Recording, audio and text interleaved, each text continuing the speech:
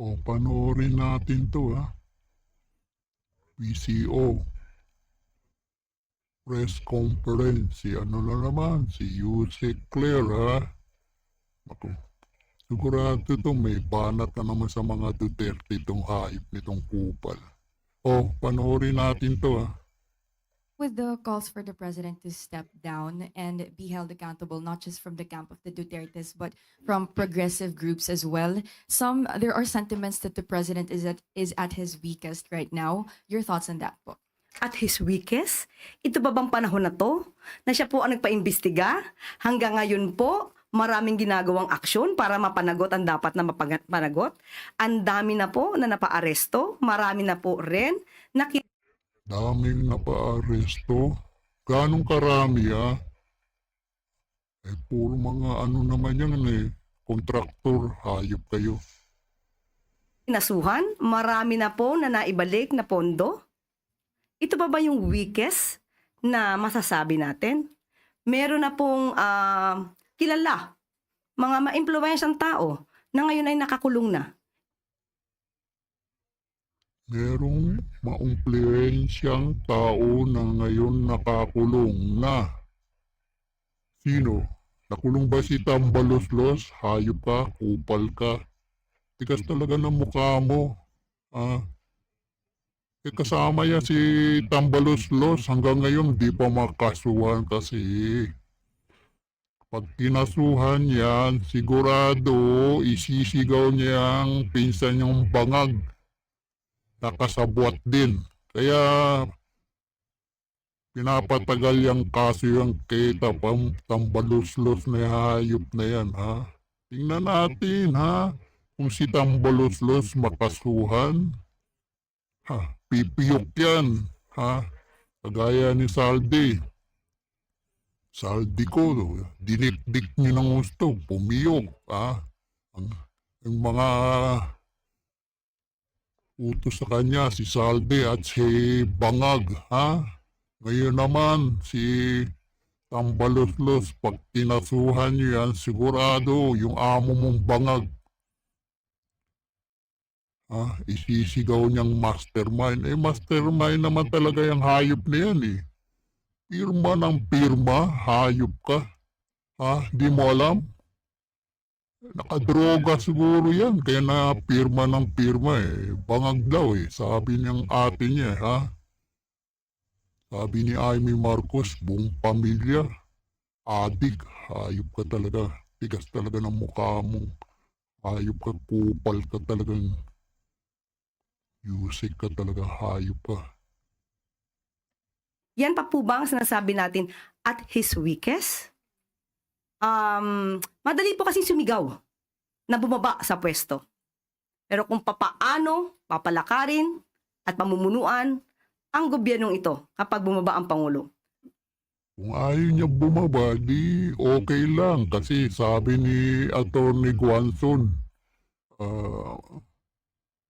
malapit na yung ma-overdose. Kakadroga, mamamatay na rin niya, bababa rin niyang hayop na yan. Sabi ni Atty. Guanzon ha, ma-overdose din yung amo mong bangag. Kupal ka. Ano kaya ang kanila masasabi? Next question, Luisa Cabato, Inquirer.net. Good afternoon po, Yusek. What are your thoughts po sa sinabi ni Representative Paulo Duterte sa comment niyo last time about sa 500 peso Noche Buena? Sabi niya, kung ganyan din lang ang level ng analysis mo, mas bagay siguro magnotaryo sa recto kaysa mag-lecture sa taong bayan kung sapat. Bagay sa yung magnotaryo, Yusek Claire. Ha?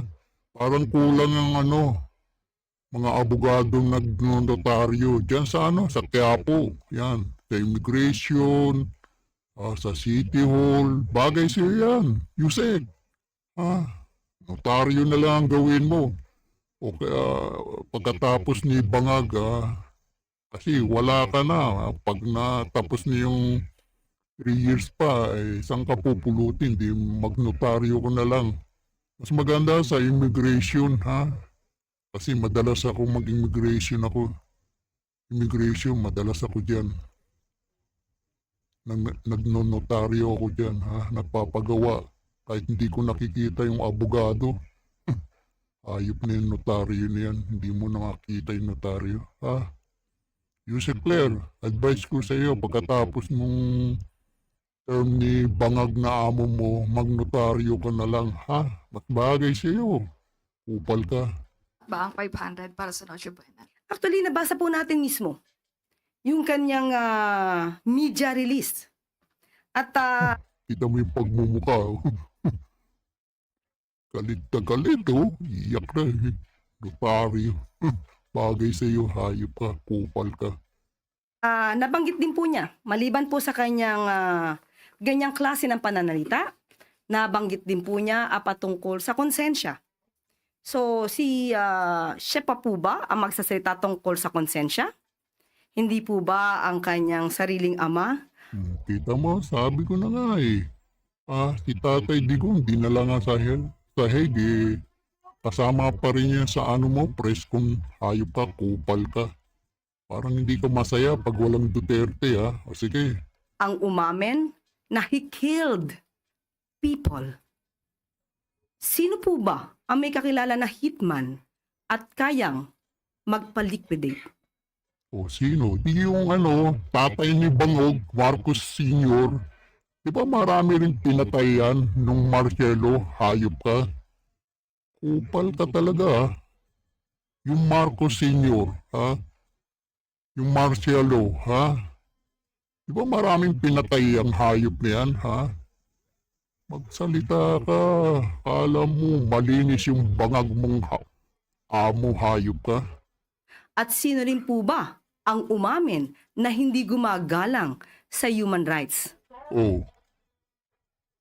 Oh. Si Marcos Sr., ha? May human right ba yan? Di ba marami rin pinatay ang hayop na yan? Maraming pinulong ng martial law. Hayop ka talaga, ha? Kupal kang ha? Sige, ano pa? Now, are we talking about conscience? At patungkol sa sinabi rin po niyang korupsyon. Hindi po ba ang sarili niya ring ama ang siyang umamin na siya ay korap? Oh. Di ba yung ama ni Bangag? Ha? Ama ni Bangag na Junior, yung ama ni Marcos Sr. Di ba corrupt din yung hayop na yan?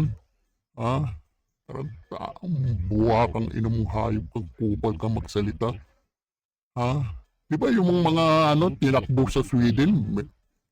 Inago yung mga ninakaw nilang bilyon, hayop ka. Tapos tumakbo pa ng Hawaii, dala-dala pa yung mga ninakaw nila.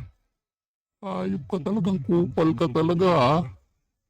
Hindi mo nakikita yung mga corrupt na ginawa ng tatay ni Bangag? Ha? Kupal ka talaga. O sige, ano pa?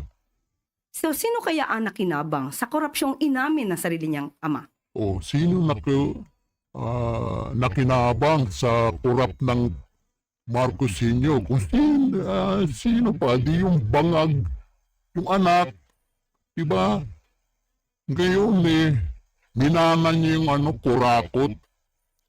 Nakaw ng dinaig pa yung tatay niyang mga mangurakot eh. Hayop talaga. Bangag talaga. O, sino nakinabang doon sa ninakaw ng tatay? Yung Marcos Sr. Sino? Di ba yung bangag na anak? Yan. Magsalita kang hayop kang kupal ka. Tandaan po natin, ang Pangulo. Ang nais ng Pangulo ay maiangat ang buhay ng bawat Pilipino. Nandiyan po ang mga programa ng Maangat. Nais niyang magnakaw. Magnakaw, hayop ka, kupal ka. Pangulo, ang mga kadiwa centers. Kadiwa. Wala nang kadiwa, wala nang 20 pesos. Pili lang lugar, hayop ka, kupal ka.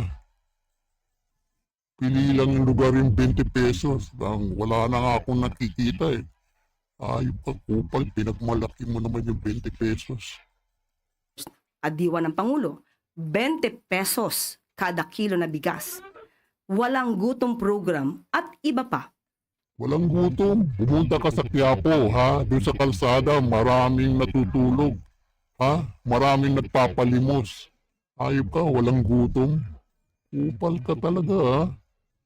Pinagmamalaki mong walang gutom, ang daming yan sa Quiapo, sa Avenida, sa Santa Cruz, sa Immigration, sa ilalim ng tulay. Maraming natutulog, ha? Hayop ka, walang gutom.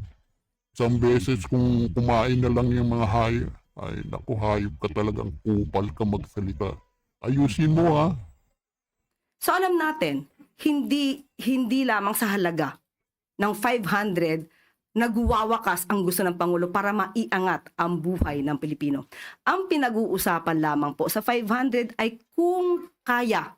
O, kung kaya. Hayop ka, binago mo na naman yung ano mo, ha? Statement mo, ha? Parang yung ano, you're putting something to me.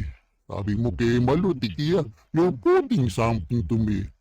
Tapos yung nag-vlog ka, binago mo yung statement mo, ang sinabi mo, you're putting something on me. On me na ngayon, ha?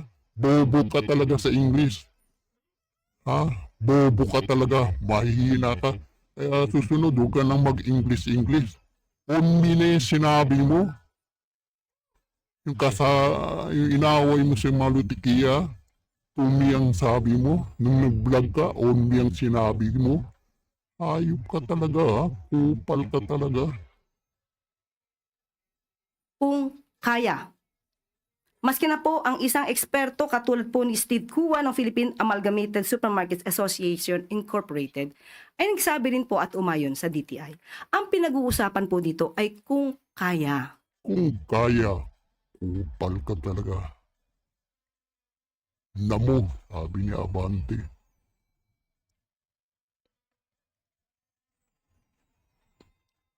Babu.